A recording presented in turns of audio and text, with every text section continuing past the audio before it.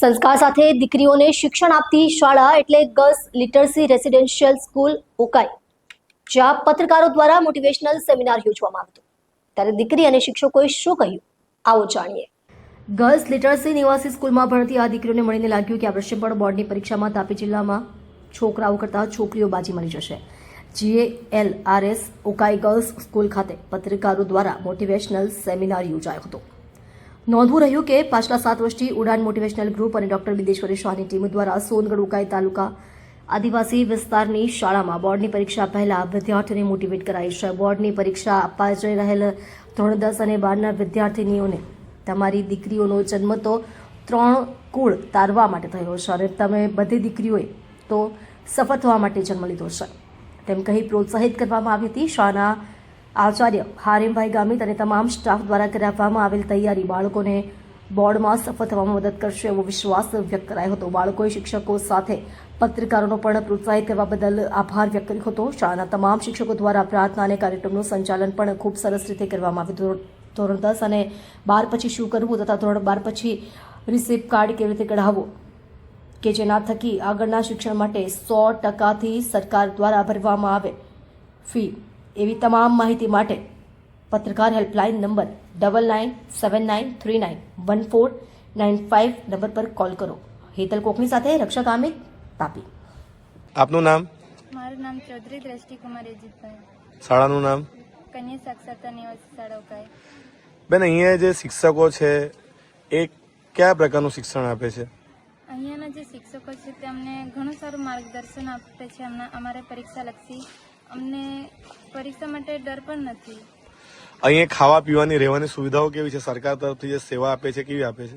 દરેક સુવિધાઓ અમને પૂર્ણ પાડવામાં આવે છે. અમને જમવાનું પણ સમયસર મળે છે અને વ્યવસ્થિત આપવામાં આવે છે. દરેક સુવિધા અમને ઉપલબ્ધ થાય છે. આખા વર્ષ દરમિયાન અહીંયા કોઈ પ્રોબ્લેમ થાય એવું કંઈ થાય કોઈ દિવસ તમને? ના, એવું કશું થતું નથી. બોર્ડની પરીક્ષાને લઈને તમારા મનમાં કોઈ ભય છે? ના, અમને કોઈ ભય રહ્યો નથી. પત્રકારો દ્વારા જે કાર્યક્રમ યોજાયો તે અંગે આપ શું કહેશો? અમને તેમના વતી ઘણું પ્રોત્સાહન પૂર્ણ પાડવામાં આવે છે. અમે અમારા જીવનમાં કઈ રીતે આગળ વધીશું, અમે અમારા પરીક્ષાલક્ષી ઘણી બધી ચર્ચાઓ કરી, તે અમને ઘણું પ્રોત્સાહન મળ્યું છે. તમે શું બનવા માંગો છો ભવિષ્યમાં? મારું કોમર્સ ફેકલ્ટી છે એટલે હું CA બનવા માંગુ છું. જી બેન, best of luck. Thank you sir. આપનું નામ? મારું નામ કટોળિયા રીતાબેન રવિનભાઈ છે. શાળાનું નામ? કન્યા સાક્ષરતા નિવાસી શાળા ઉકાઈ. આપ કયા ધોરણમાં ભણો છો? હું ધોરણ 10માં ભણું છું. બેન, બોર્ડની પરીક્ષાને લઈને આ સ્કૂલે કેવી તૈયારી કરાવી છે?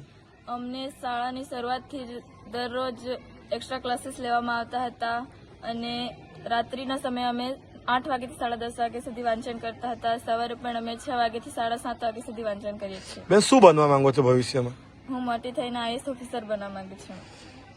IAS ઓફિસર બની જશો તો તમારા સમાજ માટે કે જે આદિમ જૂથમાંથી તમે આવો છો, કોટવાડિયા સમાજમાંથી, એના માટે શું કરશો? જો હું IAS ઓફિસર બની ગઈ તો મારા સમાજમાંથી ઘણા એવા વિદ્યાર્થીઓ છે કે જે અભ્યાસ નથી કરતા. હું એમને અભ્યાસ માટે પ્રેરણા આપીશ અને જો તેમને મદદની જરૂર હશે તો હું એમને મદદ પણ કરીશ. શાળાના શિક્ષકો અને આચાર્ય વિશે શું કહેશો? અમારા શાળાના શિક્ષકો અમને ખૂબ જ મહેનત કરાવે છે, ખૂબ જ મોટિવેશન પૂરું પાડે છે અને જો કોઈ પ્રશ્ન હોય તો તેઓ અમને તેના વિશે પણ સમજાવે છે. આજે પત્રકારો દ્વારા જે સેમિનાર યોજવામાં આવ્યો તે અંગે શું કહેશો?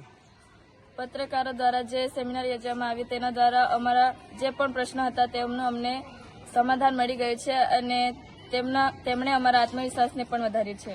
જી બેન, આપને પણ best of luck. Thank you sir. આપનું નામ? મારું નામ વસા પ્રિયંકાબેન નગીનભાઈ છે. ગામ? સાતકાસી. બેન, શું કહેશો બોર્ડની પરીક્ષા આપનાર તમામ વિદ્યાર્થીઓ વિશે? મેં બોર્ડની એક્ઝામ આપનાર તમામ વિદ્યાર્થીઓને બેસ્ટ ઓફ લક કહેવા માંગુ છું અને કોઈ ગભરાયા વગર કોઈ પણ પ્રશ્ન ઉભો થયા વગર અને ખૂબ જ સરસ રીતે, જેમ કે પરીક્ષા એક ઉત્સવ છે એ રીતે મસ્ત ઉત્સાહમાં અને આત્મવિશ્વાસ સાથે. તમારા શાળાના તમામ શિક્ષક અને આચાર્ય વિશે શું કહેશો? મારા શાળાના આચાર્યશ્રી અને શિક્ષકો વિશે હું આટલું જ કહેવા માંગીશ કે અહીંયા ખૂબ જ સરસ રીતે એ લોકો માર્ગદર્શન આપે છે. સવાર સાંજ આચાર્યશ્રી દ્વારા ખૂબ જ સરસ રીતે માર્ગદર્શન, જીવનલક્ષી, ઉપયોગી અને કેવી રીતે જીવનો આગળ વધે એ રીતે બધી માહિતી આપવામાં આવે છે. જી બેન, આપને પણ best of luck. Thank you. જી બેન, આપનું નામ? મારું નામ ગામિત સંસ્કૃતિકમય મહેશભાઈ છે. આ શાળાને જતા જતા શું કહી જશો? આ શાળાને જતાં જતાં હું એટલું જ કહેવા માંગુ છું કે અહીંયાનું શિક્ષણ એકદમ ખૂબ જ સરસ છે, કેમ કે અહીંયા દરેક શિક્ષકો તમામ વિદ્યાર્થીઓને ખૂબ જ સરસ ભણાવે છે. તમારે જેવા બોર્ડની પરીક્ષા આપનાર જનાર હજારો લાખો વિદ્યાર્થીઓને શું કહેશો? હું મારી જેમ જે દરેક બોર્ડની એક્ઝામ આપનાર વિદ્યાર્થીઓ છે તેમને હું એટલું જ કહેવા માંગુ છું કે જે બોર્ડની એક્ઝામ છે તે ખૂબ જ મહત્વની છે, જે આગળ એ પ્રથમ પાયો છે, એટલે તેના માટે તમે ખૂબ જ મહેનત કરશો અને સારા માર્કથી પાસ થશો. સૌને best of luck. Thank you sir. આપનો પરિચય? મારું નામ ચૌધરી રોહિત કુમાર. હું આ જીઆરએસ ઉકાઈમાં ગણિતના શિક્ષક તરીકે ફરજ બજાવું છું. સમગ્ર વર્ષ દરમિયાન આપે કઈ પ્રકારની તૈયારી કરાવી છે વિદ્યાર્થીઓને? સર, હું પહેલેથી જો પ્રાચીન જે શિક્ષણ પદ્ધતિ તેની વાત કરું તો પહેલી પ્રાચીન શિક્ષણ પદ્ધતિમાં જે દ્વિધ્રુવી પ્રક્રિયા હતી, જેમાં શિક્ષક અને વિદ્યાર્થી કેન્દ્ર રાખવામાં આવતા હતા. હવેની જે શિક્ષણ પદ્ધતિ આપણે જોઈએ તો બહુધ્રુવી પ્રક્રિયા થઈ ગઈ છે, જેની સાથે ટેકનોલોજી છે, પછી સમાજ છે, પછી વિદ્યાર્થીઓ છે, એમની સાથે સુમેળ સાધીને શિક્ષણ કાર્ય કરવામાં આવે છે. તો એ જ પદ્ધતિથી અમે પણ શિક્ષણ કાર્ય કરાવીએ છીએ.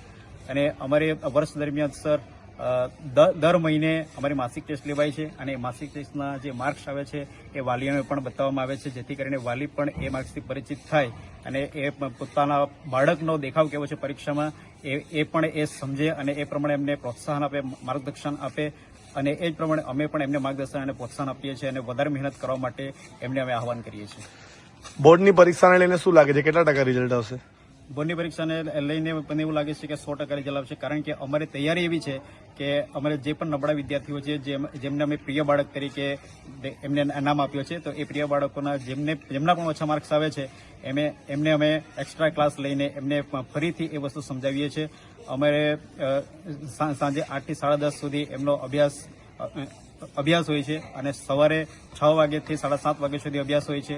અને ત્યારબાદ જે એમના ઓછા માર્ક્સ આવે છે એમને સવારે કે સાંજે જ્યારે પણ સમય મળે ત્યારે એક્સ્ટ્રા ક્લાસ લઈને અમે એમને વધારાનું માર્ગદર્શન અને અભ્યાસ કરાવીએ છીએ. જી સર, આપના શાળાનું રિઝલ્ટ સારું આવે તે બદલ આપને પણ શુભકામનાઓ.